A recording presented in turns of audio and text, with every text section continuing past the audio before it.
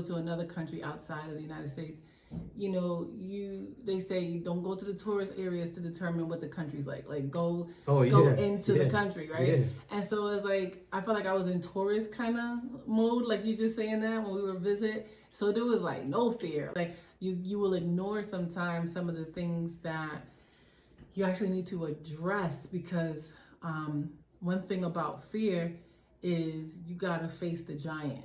Like fear will not leave you. It's relentless. Yeah, it's like one of those.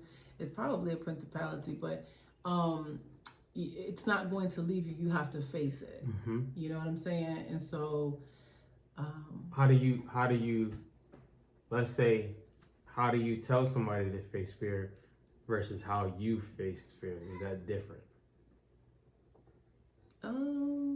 No, I would say like I got a lot of lessons. I lost a lot of time in the past not understanding it was fear.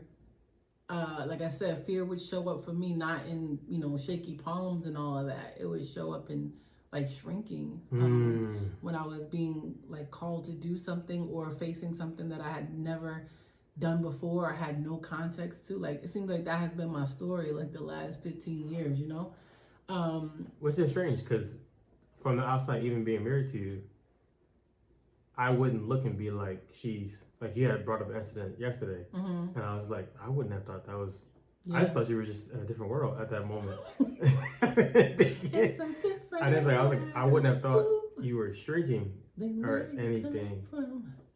I think that's actually a part of, I guess I be self-diagnosing myself all the time.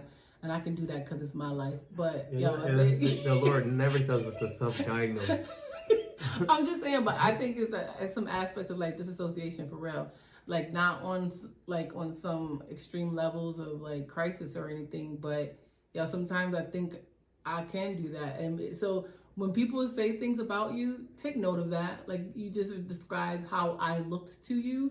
And that's like you just weren't there. That's to me, that can be an aspect of how fear manifests itself because I'm disassociating the time myself saying I'm not here, I'm actually somewhere but I can answer you. That's the scary thing. How would you advise somebody like a practical way or maybe even a spiritual way to actually confront fear?